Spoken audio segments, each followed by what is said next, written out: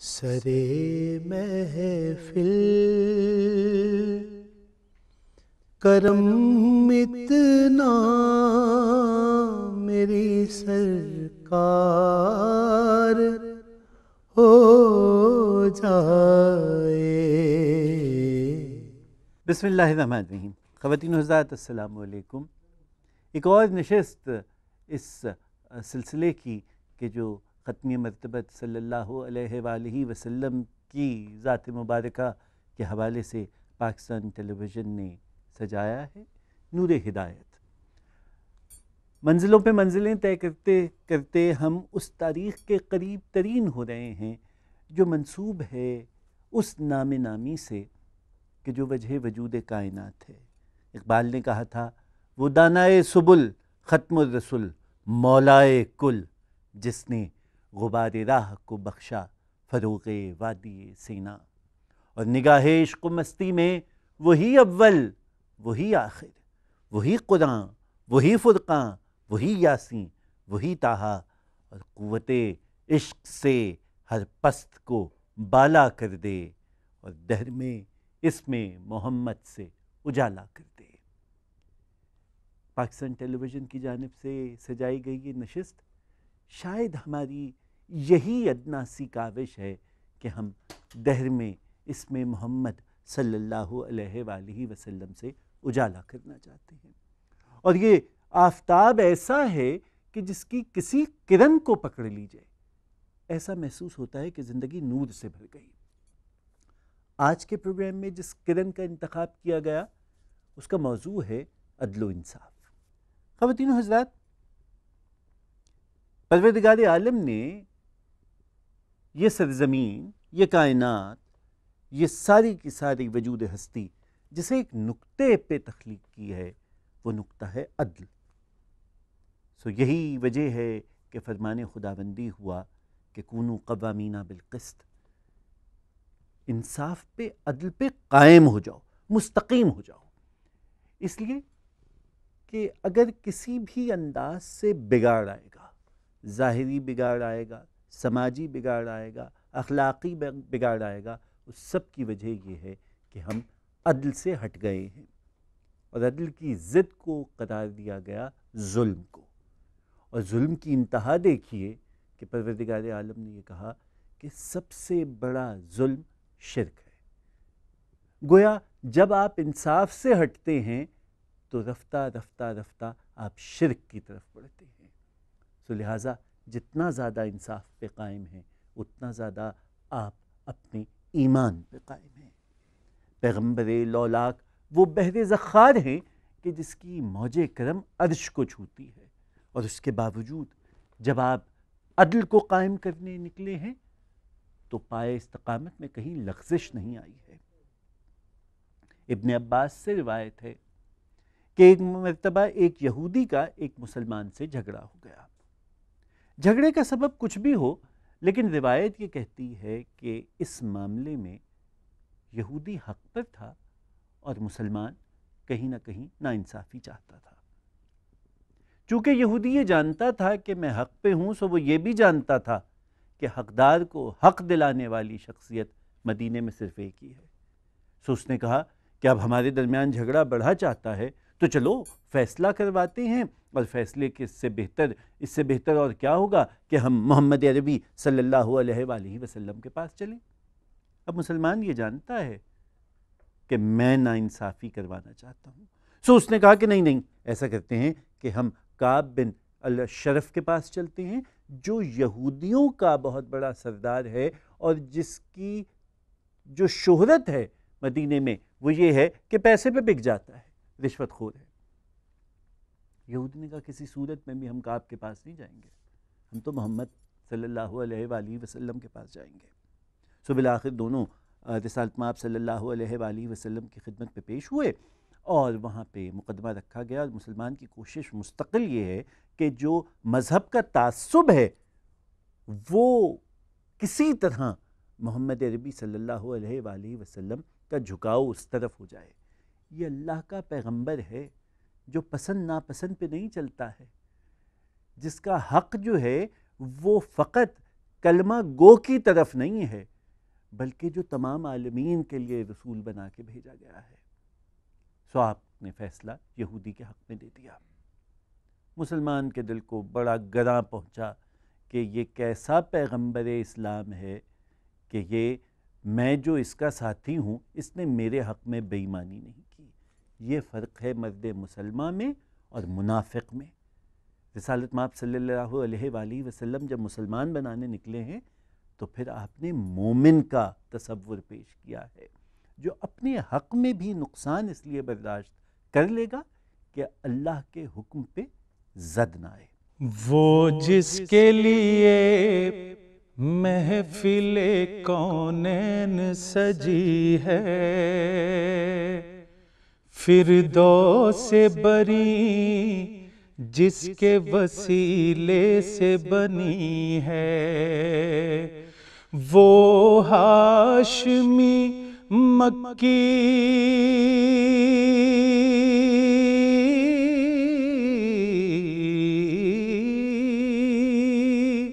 وہ ہاشمی مکی مدنی العربی ہے، وہ میرا نبی میرا نبی میرا نبی ہے، وہ میرا نبی میرا نبی میرا نبی ہے۔ احمد ہے محمد ہے وہی ختم رسل ہے، مخدوم و مربی ہے وہی والی کل ہے، اس پر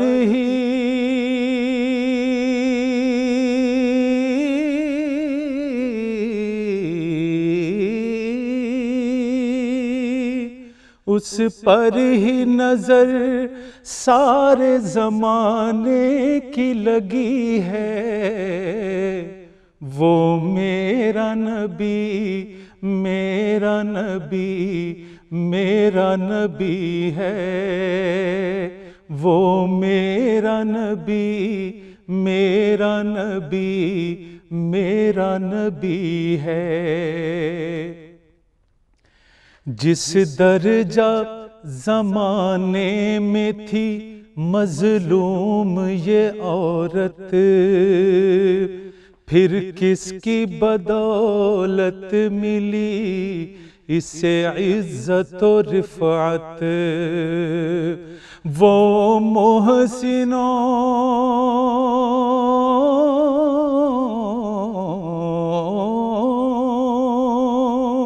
وہ محسن و غمخوار ہمارا ہی نبی ہے، وہ میرا نبی میرا نبی میرا نبی ہے، وہ میرا نبی میرا نبی میرا نبی ہے۔ سرے محفل کرم اتنا میری سرکار ہو جائے، سرے محفل کرم اتنا میری سرکار ہو جائے۔ خواتین حضرات، رسالت مآب صلی اللہ علیہ وآلہ وسلم کی حیات طیبہ سے ایک اور واقعہ اگر ہم دیکھیں، لیکن اس سے پہلے میں ایک حدیث مبارکہ کو بیان کرنے کا شرف چاہتا ہوں۔ رسالت مآب صلی اللہ علیہ وآلہ وسلم نے فرمایا کہ قیامت کے دن جب خدا کے سائے کے سوا کوئی سایہ میسر نہیں ہوگا تو 7 ایسے شخص ہیں کہ جنہیں پروردگار عالم اپنے سائے میں لے لے گا، اور ان میں سے ایک شخص وہ حاکم ہے، وہ قاضی ہے کہ جو عدل و انصاف پہ مبنی فیصلے کرتا ہے۔ کس قدر اہمیت ہے کونوا قوامین بالقسط کی، کس قدر اہمیت ہے عدل کو قائم کرنے کی، اور اس عدل میں اگر خود پہ زد بھی پڑتی ہو، خود کو اس کی سزا بھی کہیں سہنی پڑے، تو اس سے روگردانی نہیں ہے۔ اور یہ بات میں اس لیے کہہ رہا ہوں کہ میرے پاس دلیل خود حیات طیبہ صلی اللہ علیہ وآلہ وسلم سے ہے۔ ایک بار ایک لشکر اسلامی ایک مہم سے لوٹا اور ساتھ بہت زیادہ مال غنیمت لے کے آیا، اور مسلمانوں کی اس ٹکڑی نے رسالت مآب صلی اللہ علیہ وآلہ وسلم سے یہ عرض کی کہ کیا ہی اچھا ہو کہ اس مال غنیمت کی تقسیم آپ فرما دیں۔ سو آپ کے دست مبارک میں ایک کھجور کی چھڑی تھی، آپ اس کھجور کی چھڑی سے سامان کو الگ کرنے کا کہتے اور اشارہ کرتے مستحق کی جانب کہ اپنا سامان لے جائے۔ ایسے میں ایک شخص ایسا تھا کہ جس کے دل میں بہت زیادہ حرص تھی اور وہ اسے کسی صورت میں اطمینان نہیں ہو رہا تھا، سو وہ مال پہ جھپٹا۔ رسالت مآب صلی اللہ علیہ وآلہ وسلم کی بزم ہو، آداب محفل کا خیال نہ رکھا جائے، اللہ کا وہ نبی کہ جو مکارم اخلاق کے لیے آیا ہے اسے یہ ناگوار گزرا، اور آپ کے دست مبارک میں جو چھڑی تھی اس سے آپ نے اس شخص کو ٹوکا۔ وہ چھڑی اس کے رخسار پہ لگی، ایک جگہ پہ یہ بھی روایت ہے کہ اس کی کمر پہ لگی، اور اس نے تکلیف کا اظہار کیا۔ وہ جو رحمت للعالمین ہے اسے فوراً یہ آواز بھی گراں گزری، اور آپ صلی اللہ علیہ وآلہ وسلم نے فوراً وہ چھڑی اس کی طرف بڑھائی اور کہا تم مجھ سے اپنا قصاص لے لے، اگر میں نے تجھے تکلیف پہنچائی ہے تو انصاف کا تقاضا یہ ہے کہ تیرے دل میں ملال نہ رہے اور تو مجھ سے بدلہ لے لے اس کا۔ تمام اصحاب پہ گویا سانپ سونک گیا، کہیں یہ شخص رسالت مآب صلی اللہ علیہ وآلہ وسلم کی خدمت میں کوئی تکذیب نہ کر دے۔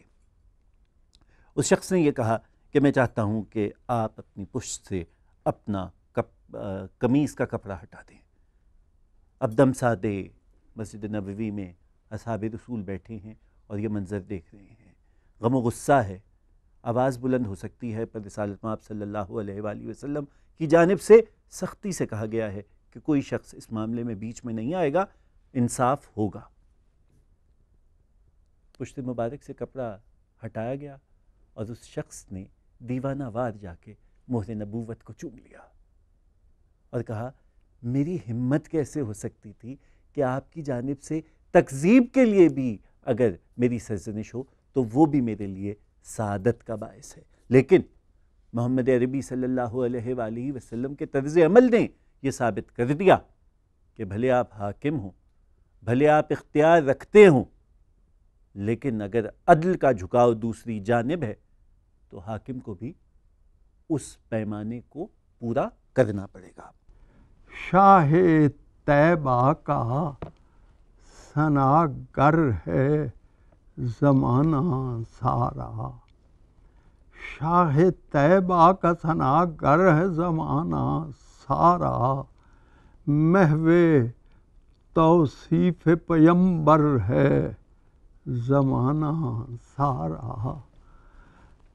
محو توصیف پیمبر ہے زمانہ سارا، بے تجلی نہیں اس نور سے لمحہ کوئی،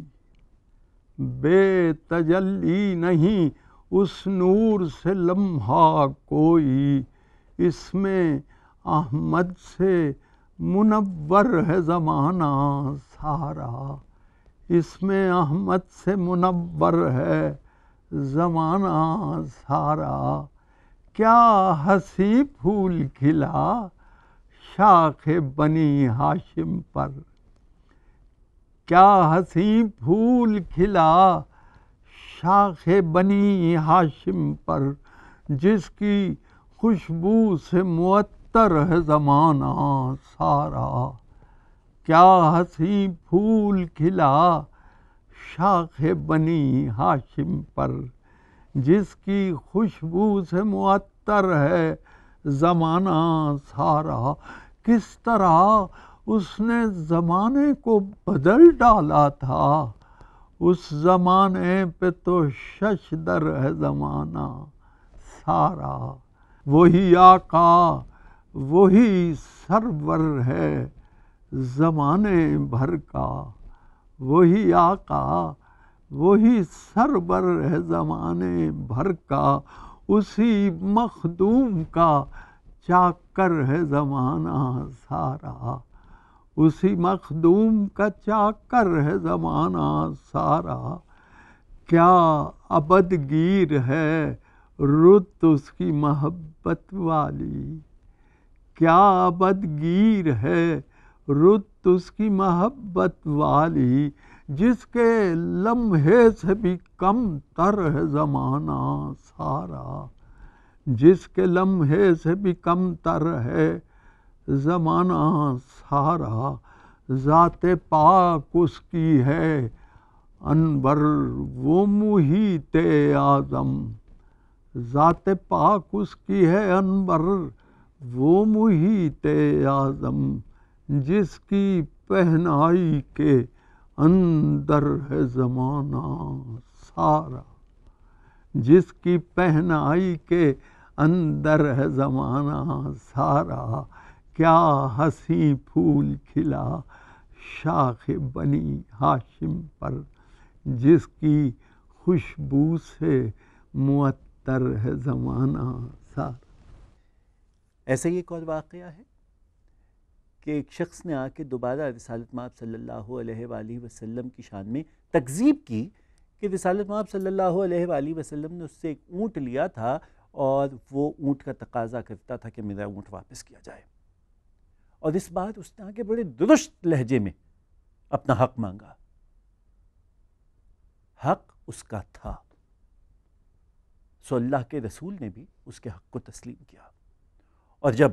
کچھ اصحاب نے اس کو ٹوکنے کی کوشش کی تو آپ صلی اللہ علیہ وآلہ وسلم نے فرمایا کہ اس کا اونٹ اس کا حق ہے، اور اگر یہ سخت لہجے میں اپنا حق مانگنا چاہتا ہے تو میں اس کی راہ میں رکاوٹ نہیں بنوں گا، اور یہ کہا گیا کہ اس کا اونٹ لا دو۔ ویسا اونٹ دستیاب نہیں تھا، تو آپ نے کہا کہ عرب میں جو بہترین اونٹوں کے خصائل ہیں ان کو دیکھا جائے اور اس کے اونٹ سے بہتر اونٹ اس کے سامنے پیش کیا جائے، اگر یہ وہ لینے پہ راضی ہو جاتا ہے تو میرا انصاف ہو جائے گا۔ کسی بھی طرح سے حاکم کو عدل کے معیار کے اوپر کوئی بھی فوقیت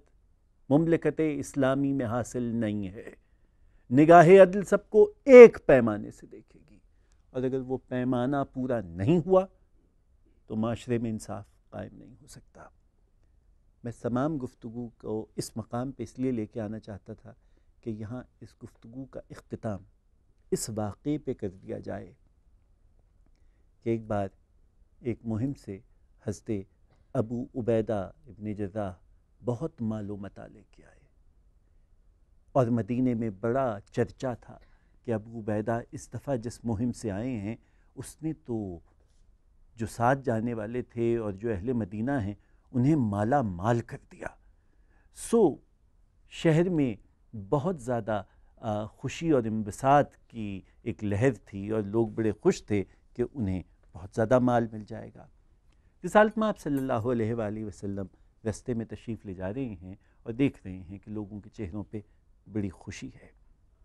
آپ سے کسی نے پوچھا کہ آپ جانتے ہیں ابو عبیدہ آ گیا ہے؟ آپ نے فرمایا کہ میں بالکل جانتا ہوں، اور میں یہ دیکھ رہا ہوں کہ تم اس کے آمد پہ بہت مسرور ہو، لیکن میں تمہیں یہ بتلا دوں کہ تمہاری تہی دستی اور اسرت سے مجھے پریشانی نہیں تھی۔ مجھے فکر اور خوف اس امر کا ہے کہ جب تمہاری دسترس میں مال و متاع آئے گا تو تم ہوس کی جانب لپکو گے، اور ایسے میں عین ممکن ہے کہ تم عدل کا دامن ہاتھ سے چھوڑ دو، اور تمہاری ہوس جو تمہارے اندر رکھا گیا ہے کہ انصاف کرو اور لوگوں کو ان کا حق پہنچاؤ اور کسی طرح سے حق تلفی نہ کرو، عین ممکن ہے کہ تم حق تلفی پہ مائل ہو جاؤ۔ رسالت مآب صلی اللہ علیہ وآلہ وسلم کی نگاہ دوررس نے جو دیکھا تھا وہ بین ہی ایسا ہوا کہ ہم نے دیکھا کہ پھر تاریخ اسلامی ہمیں یہ بتلاتی ہے کہ جب مال آیا تو پھر ناانصافی کے واقعات بھی عام ہوئے۔ سو اگر ریاست کو مستحکم رہنا ہے اور ریاست کو دیر پا رہنا ہے اور ریاست کو ہر صورت میں اپنی جڑوں کو مضبوط رکھنا ہے تو ریاست کو اسے ہر طور ممکن بنانا پڑے گا کہ کسی طور بھی فرات کے کنارے کوئی کتا پیاسا نہ مر جائے ورنہ حاکم کی پکڑ ہوگی. اجازت دیجیے، خدا حافظ. نبی کے راستے کی خاک لوں گا، نبی کے راستے کی خاک لوں گا، میں سب سے قیمتی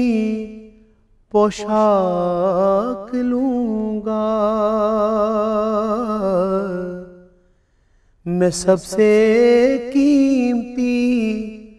پوشاک لوں گا. محل بھی نار کیا کرنے ہیں مجھ کو،